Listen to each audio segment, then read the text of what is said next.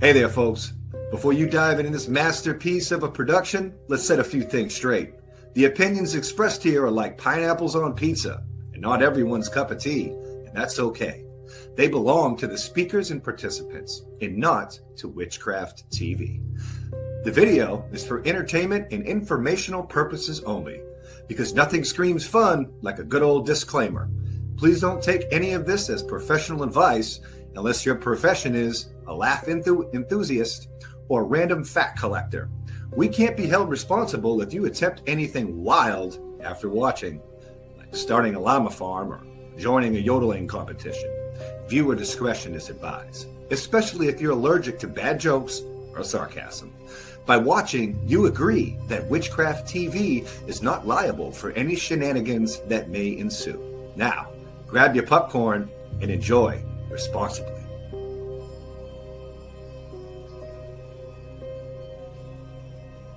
And make sure you keep it right here on Witchcraft TV, www.witchcrafttv.online, where we are fair representation of all pagan, witch, and magic paths.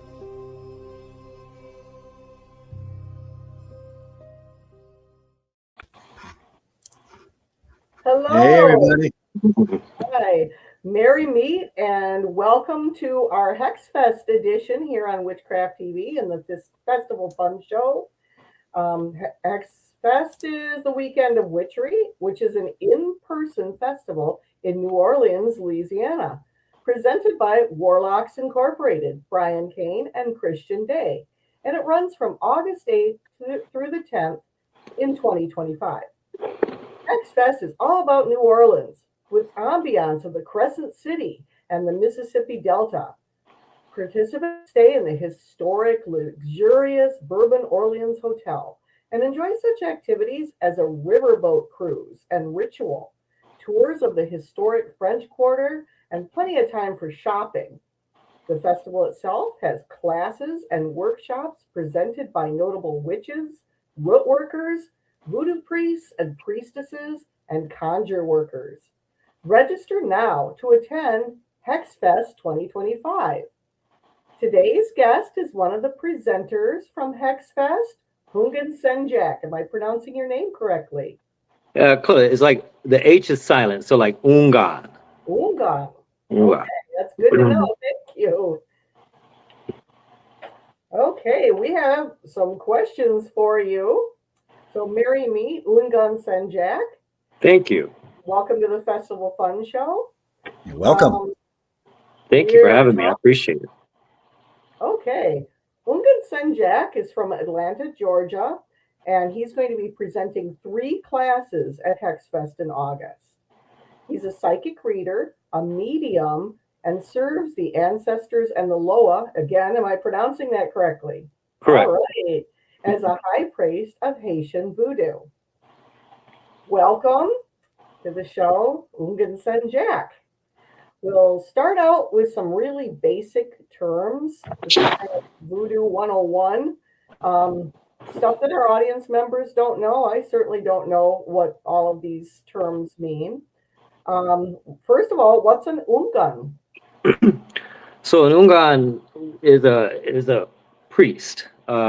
There's different levels of priesthood, but an Houngan states a priest, a male priest in particular, just like we have the word mambo, which is a priest for a female practitioner.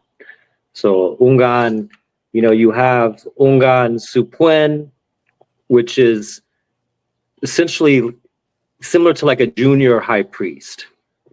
The initiation takes place in Haiti. It's the same, very similar to what the high priest, which is called an Assogwe, goes through. But there's some other things that happen along that journey. And but that's what that phrase means. There's different levels. There's, the initiate of the house, which is referred to as an unsi. Again, spelled with an H, but the H is silent. Unsi is kind of like the first degree of initiation where one has dedicated themselves to learning the service of the Loa, learning how to serve their spirits. learning who the owner of their head is. It's not a priest, but it does make one a member of the societe, the house. And then, it goes to Supuen, and then it goes to Assogwe. Assogwe is the final step. And not everybody goes through all of them. Some people, do go through all of them. I did. I was an Unsi for about a year. That initiation took place, I believe, in 2010, either late 2009 or 2010. And then I was initiated in Haiti for the first time in 2011 to Supuen, where I was, excuse me, I was Supuen for about approximately 7 years. And then it wasn't until 2018 where I initiated again, and that was to the rank of Assogwe, which is, a high priest, essentially. It's the final step. Thank you. What is a Loa? The Loa are, essentially means spirit. The Loa are the spirits of Haitian Vodou. Some of them, were living at some point. Some of them were indeed alive, and became elevated to the status of Loa. Some of them, were born spirits. We have many that were born. A lot of them were, and those were like forces of nature in a sense that took on certain human-like characteristics. Definitely not human, but learn to interact with us in ways that we can relate. And some of them were born during certain times in our history. For instance, you have different divisions in Haitian Vodou. You have like the Rada, which are what they call like the cool spirits. Some of these are some of these, the Loa and the Rada nation are, like what I said earlier, were born spirits. You have a lot of raw energy there, very old, spirits of the planet, spirits of humanity, spirits of nature, the forces of nature. And you have, you have Nago, which, are kind of like the warriors. They come from like Yoruba land and those territories. And you see a lot of parallels between those spirits and even certain Orisha because of where they came from, but they're very much different. And you have the Petro, which a lot of the Petro spirits were born during the time of the revolution. They presented themselves during the revolution, which occurred in Haiti, and basically came to the aid of the people there in order to help them fight and free themselves. Petro also consists of a lot of Congo spirits, a lot of, again, like the Rada, very raw, very natural, been here a long, long time. And, you have other nations, that follow that are not as well known, like the Juba, which, we're in the month of that right now. And one of the Loa that's important during this month is Zakamede or Kuzin. He's kind of like the spirit of agriculture, the spirit of farmers. He's the money man. He's the one that keeps us fed, make sure we got all the things we need, help us grow, our wealth and the things that sustain us. And then, of course, you have, which a lot of people usually are drawn to immediately because of the imagery, is the Gede, which took the place of the ancestors for the Haitian people, the people that were brought over through the Middle Passage that became what we know as the Haitians now. They were brought in as a way for them to honor their past, because you had a lot of people that were separated from their homelands, from their families. And so, as people were born, as the new generations came, a lot of who they were and where they come from was lost and forgotten. So the Gede are the ones that, you see in the imagery with, the skeletal figures with the tuxedos and the top hats.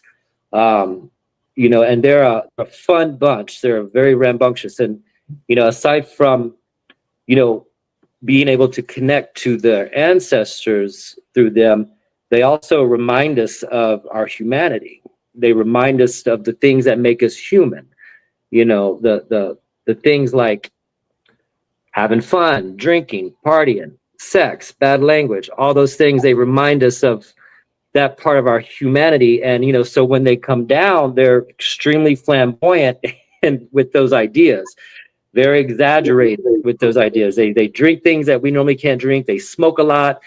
A lot of their songs are all about sex and dirtiness and, you know, all those parts that coincide, you know, but they remind us not to take life so seriously, you know, and they're also, you know, fierce healers and fierce protectors of children. So a lot of people will associate them with, you know, a lot of dark imagery, but it's just how they look. We all got skeletons underneath us. We're all bones underneath all this. And that's just how they look. That's how they present themselves. Now, am I correct in assuming that the traditions came from places in Africa, Yoruba and Congo region, and came to Haiti, and then came here to the United States? Correct. And you know, this is you see this, you know, because you had different tribes, different nations, so to speak, in Africa that were all kind of clumped together, and you know, went to different places. New Orleans has a very strong Congo influence, you know, so that's where we get a lot of the what's become like New Orleans voodoo, Voodoo. You know, the imagery, the mojo bags, the gree bags, a lot of that comes from Congo roots. You know, so depending on, you know, where you're at in this, you know, especially in the South, you're going to have more of an influence from a certain, you know, part that came from Africa. You know, in Haiti, you had almost all of them brought together in one place, and that's how the religion formed. You know, they formed what we call the reglement, which, you know, essentially was a way for them to preserve their past. So they kind of put their heads together and said, all right, how do we preserve our way of life, the what we do know and what we remember, how do we preserve that? And they had to, you know, in a sense, create a system that benefited everybody from all the different places, from the mainland, from the motherland where they came from. So they create a reglement, which is at its base an order of service, an order of spirits that begins with one nation and ends in the other nation. And a lot of those nations were, you know, in a way assigned to different times of the day, the different times of the week. So that way, everybody, you know, was able to honor their people, regardless of where they came from. And, you know, in a nutshell, that's, you know, how the religion formed. It was a way to preserve their past. And, you know, you had Loa the Loa arrived to the island in the heads of the slaves themselves. That's how they traveled. And then, of course, you had some that were even introduced by the missionaries that, you know, decided to basically join the Haitian side. And, you know, they were elevated as such. And some of those Loa, you know, there were Catholic saints that actually are the saint. Most of them are synchronized with Catholic saints in order to hide what they were doing. But there are a few that, you know, were actually those saints and were elevated to the status of the Loa because they decided to join that side. I had a couple more terms for you to ask about. What is conjure? So conjure, you know, like root word, like hoodoo, you know, it's called something different depending on, I guess, the region. You know, I was born and raised in Baton Rouge, Louisiana. Almost all my other family's from New Orleans, but if you're from Louisiana, you're exposed to some of that one way or another. It's hard to not see it. But that system, you know, not necessarily a religion, but it rose, you know, out of a need, for a need to better their situation, to, you know, survive the torments of slavery. A lot of what we see now in conjure and root work didn't look like that back in those days. You know, they didn't have certain things that we use in conjure today. You know, like, for example, I was talking to my god sister the other day, and she's got, you know, some strong roots in some of those families and some of those places where conjure developed, or hoodoo, whatever you want to call it, developed. And, you know, for example, you know, a lot of people are familiar with honey jars or sweetening jars. Mm-hmm. And, you know, she made a good point. She's like, you know, they didn't have honey. They didn't have access to it. The masters of the plantation did. Honey was a luxury. Mm-hmm. And so, you know, she made a point, like, you know, if a slave was caught with honey, you know, I mean, God knows what would happen to him. They didn't use stuff like that. They used what they had available. You know, so what they actually probably used was like sugar or pieces of cane sugar, you know, things like that mixed with water. Now we kind of put together a new list of ingredients because, you know, we've got a lot of things available to us. But in the earlier days, that practice came out of a time of need and pain and persecution in order to, you know, make their lives just a little bit more tolerable, a little bit better, a little bit easier. And God knows there's nothing easy about it on any level. But, you know, for instance, like, you hear stories about, you know, conjure being used to be able to work in the house versus the fields. Oh. You know, gaining, you know, a better master, so to speak. I hate that word, you know, but, you know, whatever, you know, just to be able to have some kind of a slight, you know, difference in what other people were going through. And so they utilized that to fight the people that were hurting them most, to make their lives, just like I said, slightly a little bit easier, to gain some kind of upper hand on any level. It didn't matter. Any level made a difference back in those days. You know, we can't even imagine what they went through. So any advantage was good. So, you know, conjure was developed as a need, you know, and so, you know, it's important for people that work this to really, they got to work, especially outsiders. We got to really work hard to connect to that source so that that kind of magic will actually work for us. Because, you know, it doesn't work for everybody. It's not just throwing ingredients together and baking a cake, you know. The way I learned it, you know, I mean, a lot of people in Louisiana, we got a lot of different bloodlines, you know, and you never know who a person's ancestry is, you know, ancestors are. You never know. We got Mexican. Louisiana, man, we got a little bit of everything in us. And, you know, for those that try to practice conjure, sometimes it doesn't work. And, you know, I always advise people, you got to connect to those roots. You got to connect to the ancestors of Congo. You got to connect to, you know, you got to, you know, somehow connect to them, because that's the source. A lot of the success of that work comes, well, all of it comes from the ancestors themselves. And a lot of people think that they mean their ancestors, not necessarily. You know, if you got that blood in you, then, you know, it's easier to connect. But, you know, a lot of people got to work hard on making that connection in order for that kind of work to be successful from a conjure standpoint.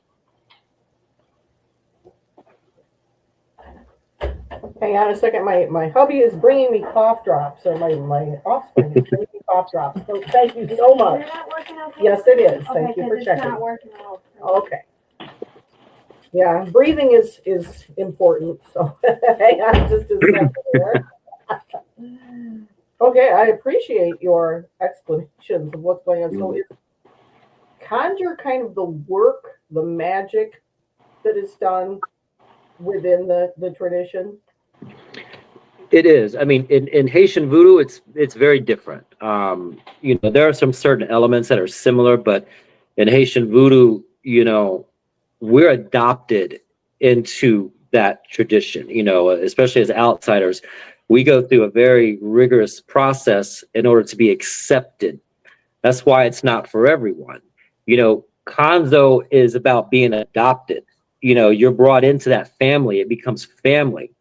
And, say you leave one house to go to another, you got to go through that whole thing again. Just because you was one and one doesn't mean you're going to be one and the other, because we're talking about family traditions, family lines, and every region is different. Every house is different.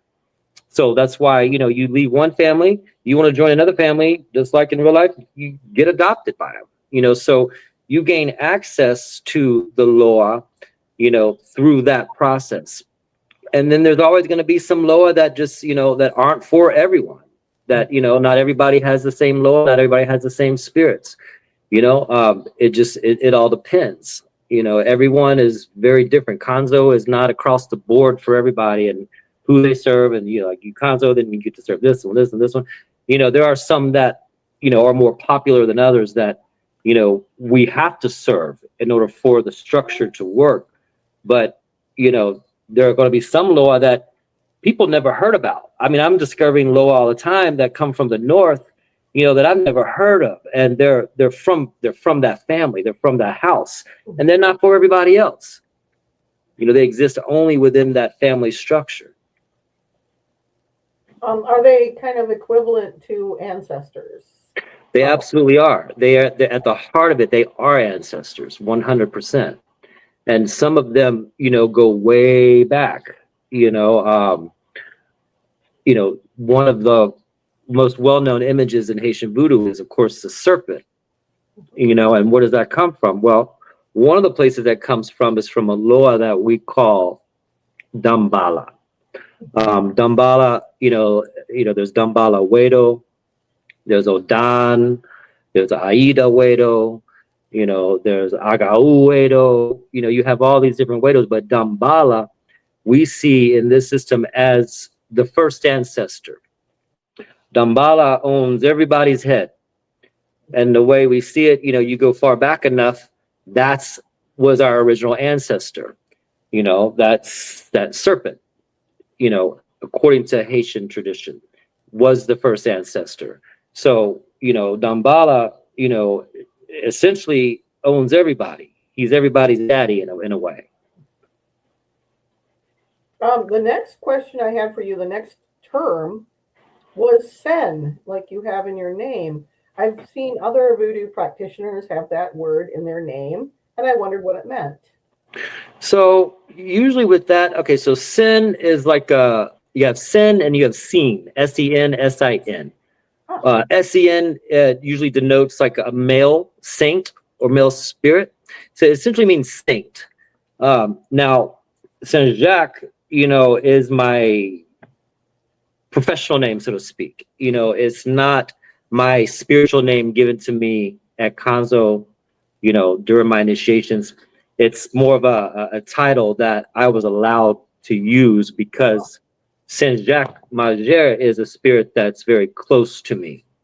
So with his permission, I took on that name as a public title, so to speak, but like my spiritual name is very long. It's like a paragraph, So some people do it. Some people just say Houngan and then their first name, or Mambo and their first name.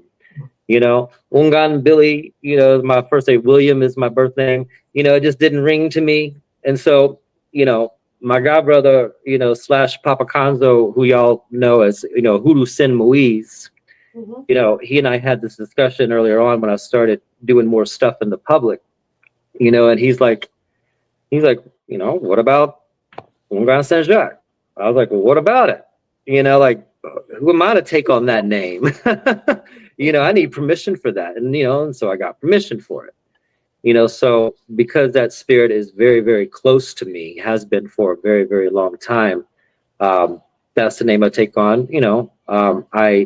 I live by him. I live by his word and by his authority and his guidance. And, he's someone that I look up to, that I strive to be more like. So you'll see people use the sin and the scene, and not everybody does, but it's a little common, I suppose. Okay, thank you for explaining all the terms. I very much appreciate this. I have a question that wasn't in the questions I sent. So if I'm way off base here, please let me know. In our tradition, the more of a Celtic from the British Isles tradition, we do a ceremony where we take on the aspects of the gods. It's kind of like Wiccans do invocations, I think the proper word is. And we take on the persona of deities, ancestors, and let them work for us. Is that something that voodoo practitioners do with the law? Absolutely. I mean, we ask for their intervention all the time.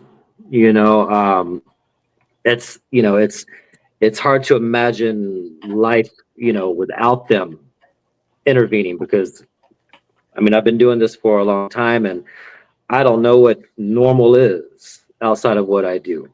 Um, we do, when you're speaking of like invocation, to me, that's when you call an energy down into you, where you bring them into you in order to, kind of take on some of those qualities in hopes that some of that energy, that residual energy, stays and transforms you.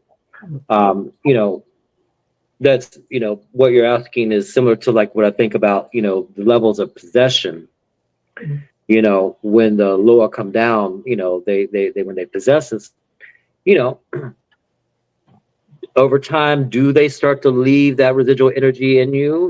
Maybe, maybe not. But I've noticed that a lot of priests, do kind of have some similarities with their main spirits. Sometimes, the spirit that claims you as their child may not have any of the same qualities that you do, but it might be what you need versus what you already have. So a lot of stuff, sometimes people get that confused. They'll see someone like, oh, that's got to be a child of such and such because they're like this and like that. Not always. A lot of times you get what you need in order to become that. If that answers your question. Yeah, that certainly did. I appreciate that. Mm-hmm. Now we're going to kind of move along to your work as a reader.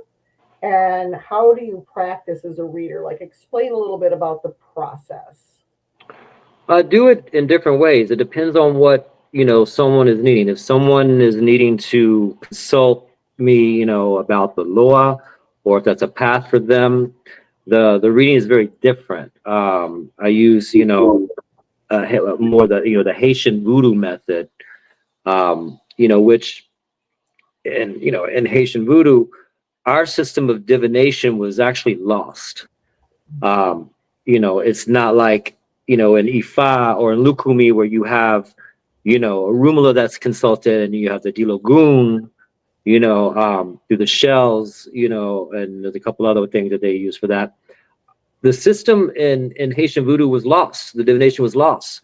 But what happened was, they used what they had, very much like in Conjure. And you see a lot of Voodooizan do readings with regular playing cards because that was something that was accessible to them. So the Loa recognized that as a tool. And different cards have different meanings. The different suits represent different nations, like the nations I was speaking of earlier.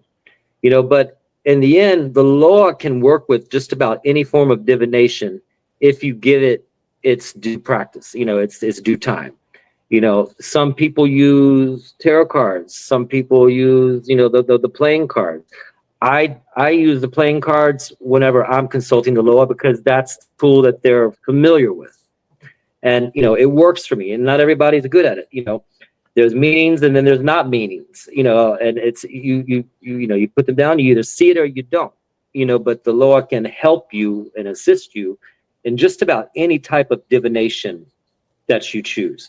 But, we do have our ways that are, like I said, I say traditional, the playing cards are traditional, but, it's traditional not in the sense that goes back to Africa because they weren't using playing cards in Africa. But, in Haiti, that was a tool that was accessible to them. I've seen Houngans and Mambos not use cards at all. They just have a candle there, and they call their spirit, and the spirit possesses them and they allow the spirit to do the reading. That's something that I offer as well to certain people that want, to get the information from the horse's mouth. And then, you have some that just can light that candle and have that person in front of them and just feel and just know, because that spirit is mounted in their head through initiation and speaks and gives them what they need to know. I've seen Ungans use random objects, kind of like, what do they call it? Like similar to bone reading, or lithomancy. Similar where there's different objects that are used. I've seen that in Haiti. I've seen one guy that has this little glass marble about yay big, and he looks to it, he looks at the person and sees all kinds of different things. But a lot of times, they can just sit, and it's like much like mediumship. When I work with the dead, I don't use a tool. I need a glass of water and I need a candle. That's it. Sometimes I don't even need that, but that's the channel. That creates a circuit for me.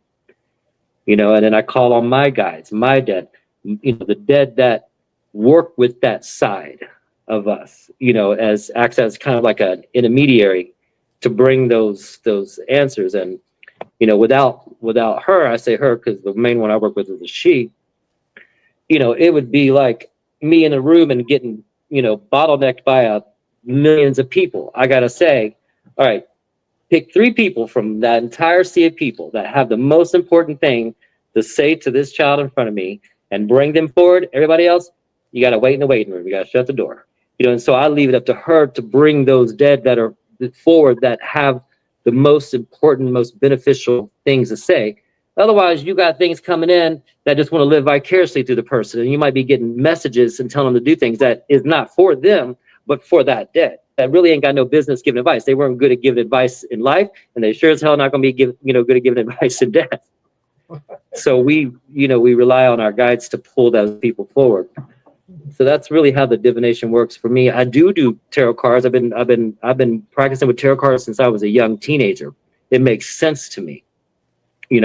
I have, when we conzo, we bring certain things into the ceremonial chamber, which is called the jevo, so that it connects to us. It connects to our head, and one of the things I brought was a deck of tarot cards, my deck of tarot cards that I've used for a long time, and my deck of playing cards, so that I can use both. So even if I'm not doing, a reading with the Loa, I still have that tool that connects me to them in that way, so they can still help me interpret. Because I'll look at it, the tarot cards, and what that traditionally means is not necessarily going to mean what I'm seeing and hearing in that moment. So I rely heavily on my spirits and, being the Loa, being the dead, in order to translate that message for me, regardless of what's in front of me. So this is the kind of like dumb question you ask a rock star, like what's your favorite color? What's your favorite tarot deck? I love so many of them. I have a ridiculous collection of them, and I think they're beautiful. I really do. One of my favorites is one of my recent favorites is the Heaven and Earth deck. It's very moody. It's kind of misty and dark and kind of dreamy. It's traditional Rider-Waite, but I don't know. There's something about that one I like. I like the Cosmic tarot deck too. I got that one actually at Kirk, or Hoodoo San Luis's shop when he was in New Orleans, when he was still alive. That was a deck that I got. And I like that one because it has a little bit of an 80s vibe to it. And I was born in 76. I love the 80s, and so it has like some of that kind of imagery, and I really like it a lot. There's so many, I have the one that I've used the most is just a standard Rider-Waite. I forget what it's called. It's just a Rider-Waite, but the colors are slightly more vivid, than like the one that has like that plaid kind of pattern in the background. This one is, I forget what it's called, but I've had that one probably the longest. And, you can look at it and tell it's been through it. It's been passed a lot, it's been worked a lot. Oracle decks, I never, got into a whole lot with them. There's a couple that I have that, that I've kind of played with, messed around with, but some of them, sometimes I'll bring it 2 or 3. One of my favorite is the Deviant Moon deck. Those cards just speak. They speak so easily. I enjoy the the artwork on that deck very much. I don't venture too far out, the traditional, I say traditional, the standard Rider-Waite imagery. If it gets too busy or too fluffy or too whatever, I get distracted. I like, cross the board imagery. This is this, Aleister Crowley's the and I never know if I'm saying this right, the Thoth deck, is one that I enjoy too. More so not for doing readings for other people, but more so like for myself. I've enjoyed that deck quite a bit. Let me think, but I have so many. There's one that I saw recently on a reel. I'm like, oh man, here we go, take my money. I love them, and I don't use a lot of them. I'll use them a little bit sometimes, but I enjoy the pictures. I enjoy the artwork. I appreciate, what they are in that form, because there's so many, Well, you mentioned a little bit about using working with the Loa to do like a consultation for people, like a spiritual consultation. So what exactly does that entail? You said that your lady puts people in the waiting room if they're not really relevant to the question, but can you kind of go through the process? Sure. So, people that come for what we call a lesan, which is when we consult the Loa. There's usually just a few kind of categories of people. Some of them have had experience with the Loa. Some of them are familiar with that system. Some of them have, Haitian ancestry, and so they're familiar with that. Some people want help directly from them, so they want to know what they say, and is there anyone that will stand for them and offer assistance? One of the reasons why we do that is because we try to offer a solution to whatever the problem is, not just send you on your way, and here's the advice, go figure it out. But they're looking for a solution. A lot of people are looking for an answer and a solution. How can I fix this? So when I do the lesan, a lot of times a Loa will stand up and present themselves, and then offer a solution. Some people want to know, are there any Loa around me? Are there any that are in my vicinity that are paying attention to me? And, I always got questions when it comes to that. It's a common thing, people ask for, an escort reading, meaning like, what Loa walk with me? Well, have you been introduced to them, already? Have you had some interaction with them? If you haven't, well, chances are it's not going to really work out the way you want. Like the Loa aren't just accessible like a lot of people think. We have some that are very close to us as humans that we do all at some level have access to through the proper steps and work. But someone that say coming, from a non-ATR tradition, and just all of a sudden are interested in Haitian Vodou, and they read a little bit about it online, they want to know, oh, well, which Loa walk with me? Let me go try to get a reading. A lot of times, unless you got Haitian or African blood in you, that's not a thing I'm going to do, because how will they know who you are? We are presented to them. We are introduced to them in various ways. Some of that can be through dedication that you've been taking time and you've been doing. Other than that, it happens through ceremony.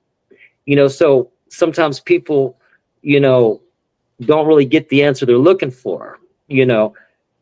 When it comes to like what spirits are walking with me, well, unless you've been introduced to them, unless you've been through a ceremony or you've been through something, the chances are coming out with a big old group of spirits that walk with you is slim to none. Now, people will come asking if this system is right for them. Some people, they got somewhere in their DNA where there's a connection there, where that ancestor that was way back has brought that spirit with them into their life. And that's something I can definitely pick up on. Some people will ask for a reading and know that, can I work in Haitian Vodou, or can I be a member of your house? That's a very good question. That's a question that I get asked a lot. And when that question is posed, there's certain ones that I look for that in my house have to present themselves for that to be a yes, or even a maybe. And then after that, you know, they got to sit in front of such spirit and hear it from the horse's mouth at some point.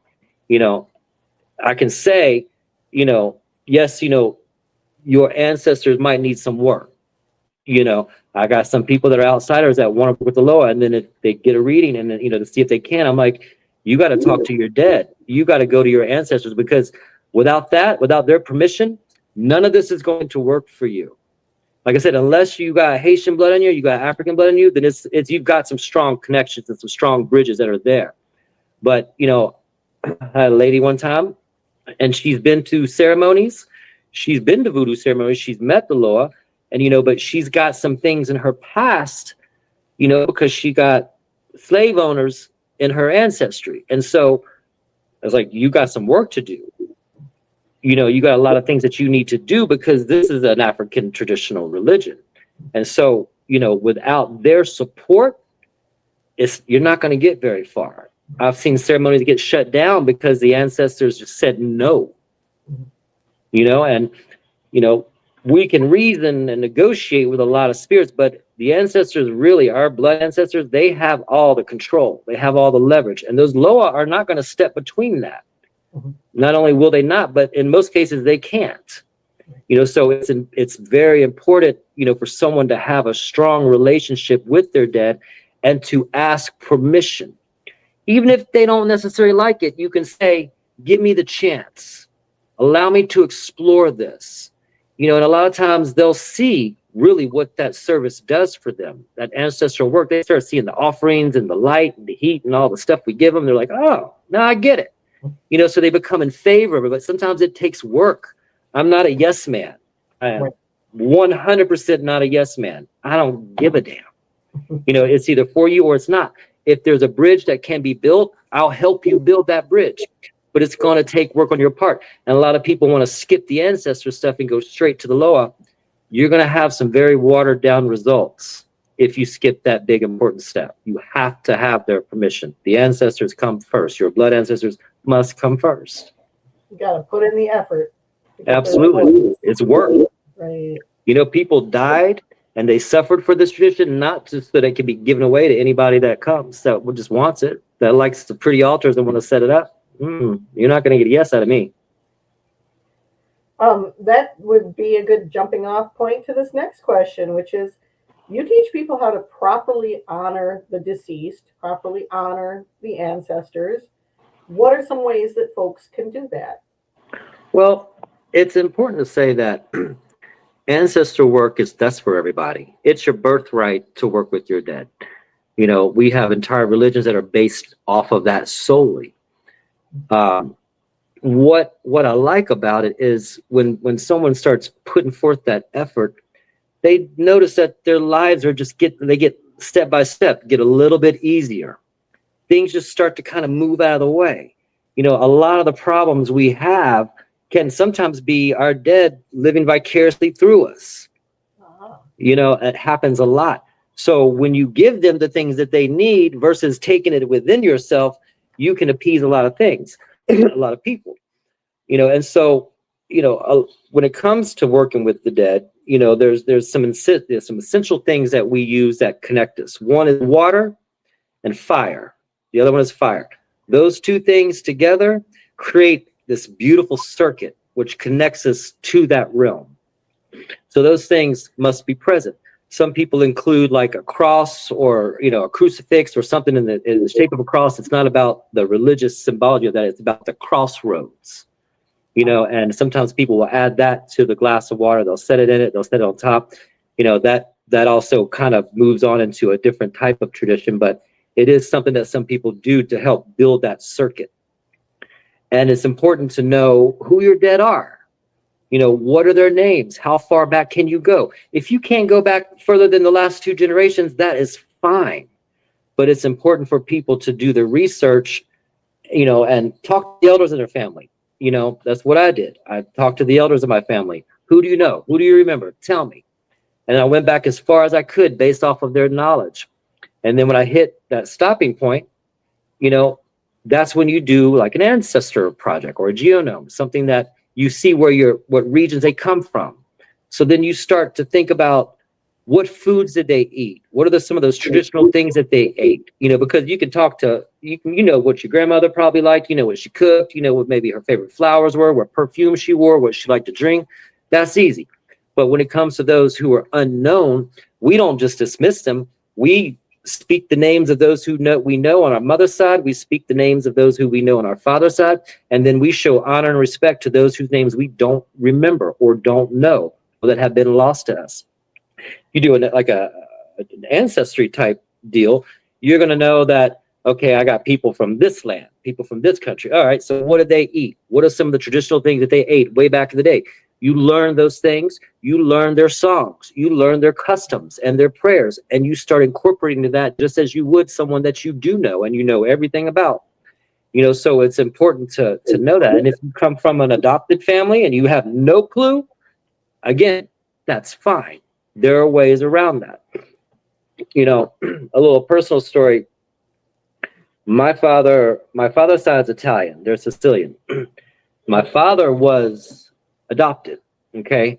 He and his brother were found in the swamps of Bayou Sorrel and adopted by the Rizzutos because my grandmother, you know, had trouble with kids of her own. And, you know, she was real close to the governor and the mayor of New Orleans and all that. They, you know, Sicilian families run deep in the South, and all the things that come along with that are part of my family as well.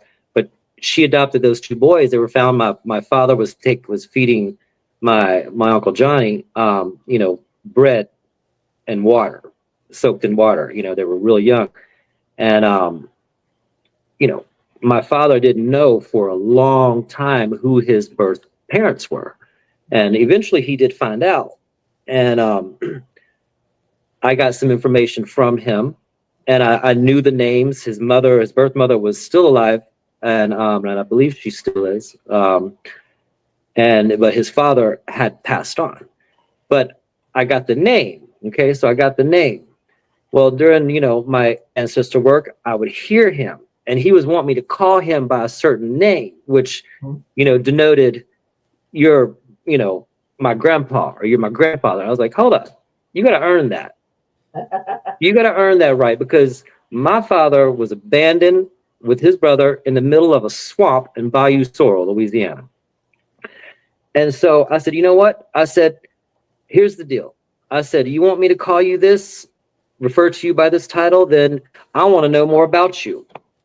I said, I want to learn more about who your past is, who your ancestors are, who you connected to, so that I can work with them and know more about myself.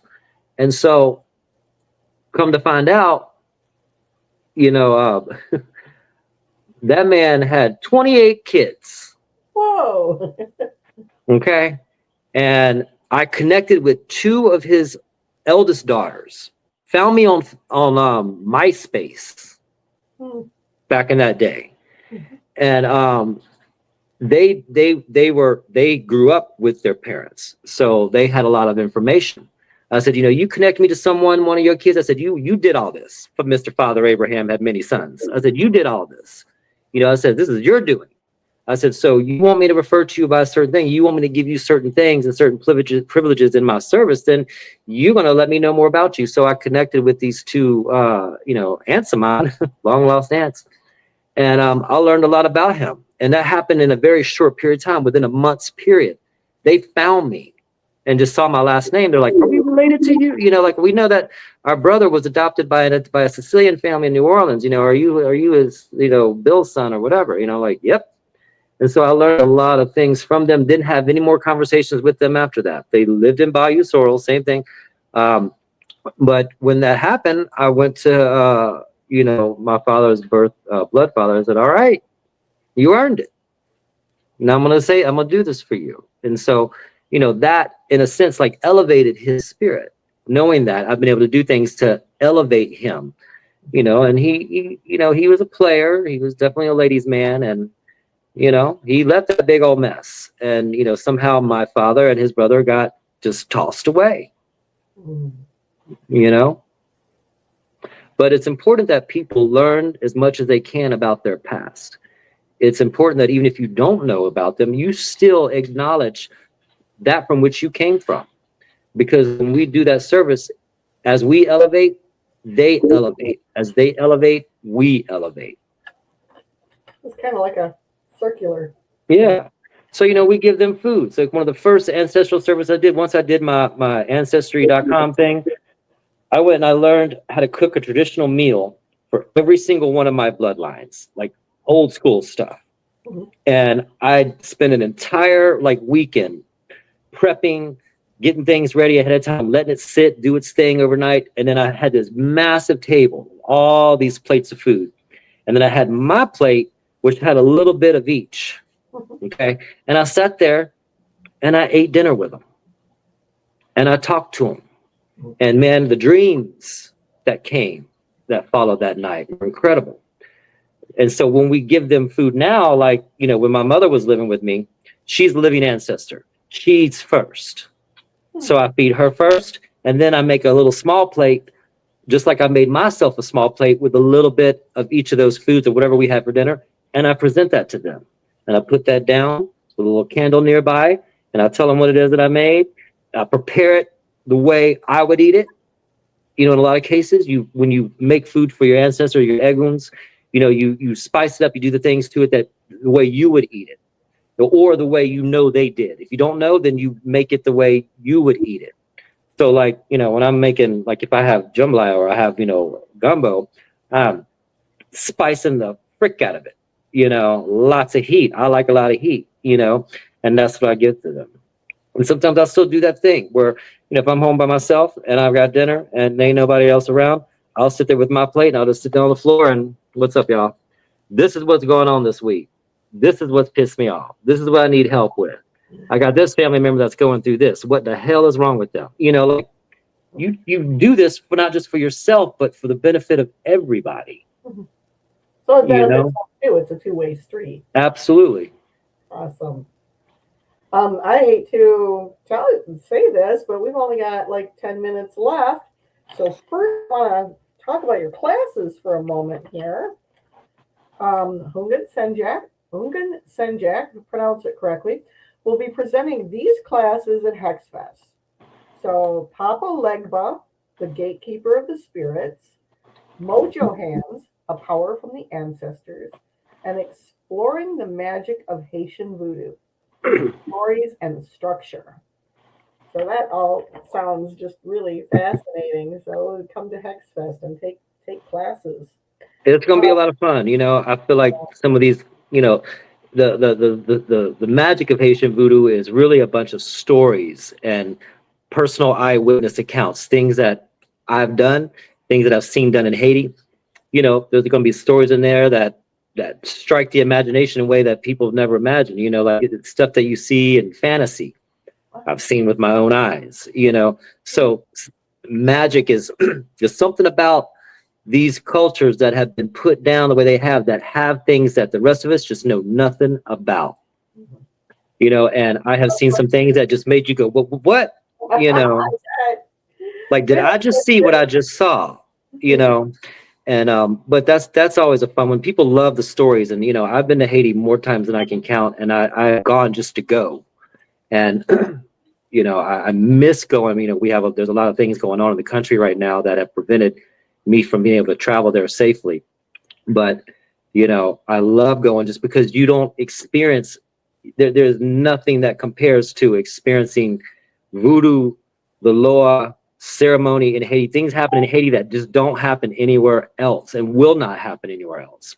So that's a fun one. Legba is important because he is one of the most well-known, I believe, and there's a lot of misconceptions about him. And a lot of people kind of put him in the same pot as other spirits, which he's a separate entity, and he's very important. New Orleans, he's very well known in New Orleans, and New Orleans voodoo has a tendency to kind of clump everything together. So what I want to try to do is present this through the lens of Haitian voodoo from whence he came. Not Elegba, not Elegwa, not Eshu, not Ganesh, none of those other ones that have the same role, but not the same spirit. They're all individual. So I want to present really who he is through the lens of Haitian voodoo. Not necessarily how to serve him or how to work with him. That's something that I teach to the individual if it's for them. But I will, I want to clear up the misconceptions, the judgments. Hollywood has done a number on this poor man. You know, there's been a lot of things that have just created all kinds of, you know, things about him that just aren't true. But to really present, you know, a plain picture of him, some people are going to have or have had experiences with him, you know, and have already worked with him. In a way, this will help them fine tune their service to maybe bring it up to the next level. You know, so I'm hoping that inspires people to understand him more, to know the truths, the non-truths, you know, and to maybe learn a little bit more about him. He's that old man in our neighborhood that's been there forever, that everybody knows, that all the kids can go, you know, you can go knock on his door and say hello, introduce yourself. But again, that's a building process.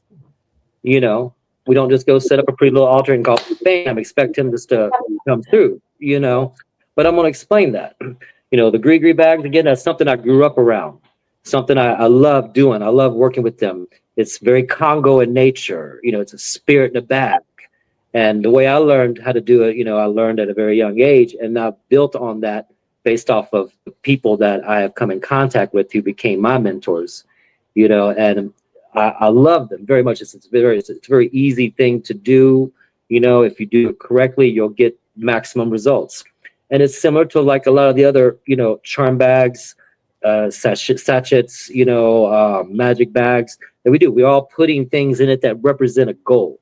Some of those things, you know, we can even gear it towards a certain ancestor or a certain spirit we work with. So, you know, I want to give some people some ideas on how to work with that in some ways that you don't even find in a book or would find online. You know, we all got our little tricks and trades that we learned from elders that you're not going to find on the internet, you're not going to find in a book. And, you know, some of those things I want to talk about. Great. We had a question from Joanne, and she wanted to know how to dispose of, I'm assuming, offerings, or know when to. Hey, Joanne, how you doing, baby? Okay. I know Miss Joanne. You know, that depends. Depends on the spirit. You know, one thing that's foolproof is, you know, you can deposit it in nature. You know, I take nothing that's got toxic things in it. You know, I'll usually put it in like a brown paper bag, and, you know, you put that near like a tree or in a natural area that has maybe the same essence, you know, of that spirit that you're working with. You know, if you're working with something at the crossroads, obviously you're going to put something in the crossroads. You know, with Legba, you know, I have this one ancient sycamore tree that's at this one park here in Atlanta that I put his offerings at. It's right next to a creek. It's old as hell. You know, it's got that connection between like the earth and the sky, you know, that we look for, and the symbolism in the Haitian Vodou and who Legba is. He is the gatekeeper. He is, without him, we don't have no communication with the Loa. And so that bridge between heaven and earth with that massive tree that's been here a long time, that's my spot for him. You know, obviously, if you're working with the dead, you're going to put things in certain spots of the cemetery. You know, so it all depends. But oftentimes we don't deposit things on our own property because that can attract other things to your property that you may not want. There's wandering dead everywhere. In Atlanta, I have a spot, you know, because I live in a historic neighborhood. I live downtown in a historic neighborhood that's got a lot of history.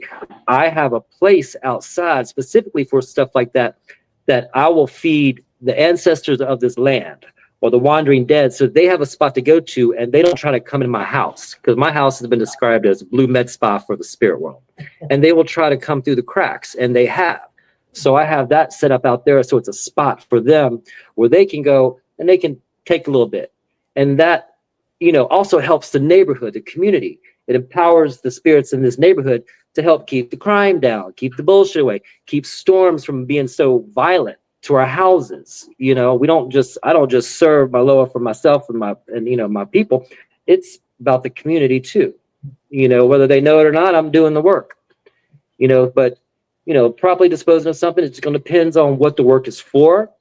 If it's something that you're going to draw to you, sometimes it's necessary to bury that in the ground in your front yard.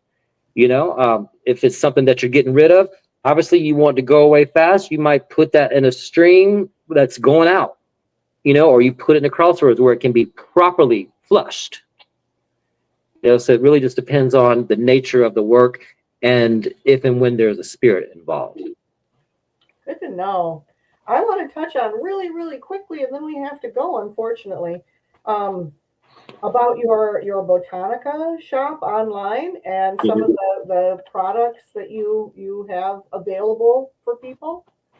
So some of the stuff that's there, when I was going to Haiti regularly, I was bringing back a lot of stuff, particularly Haitian supplies, because it's not always easy for them to get. A lot of the Haitian botanicas don't have websites. They old school. Right. You know, you got to go there. You call them, you know, good luck if they speak English, you know. So a lot of people that need, you know, the plants from Haiti. I grow a lot of the Haitian plants. I brought back cuttings and I have them growing here. Powders are a big part of our system. A lot of those tools are important, but I haven't been promoting them as much because I haven't been able to properly replenish my stock since the war is going on in the south part of Haiti. But I do offer, you know, custom made oils, candles. I need to tweak that part of my website a lot. It actually needs some love. It needs a lot of work. But because there are some things that aren't on there that I could offer.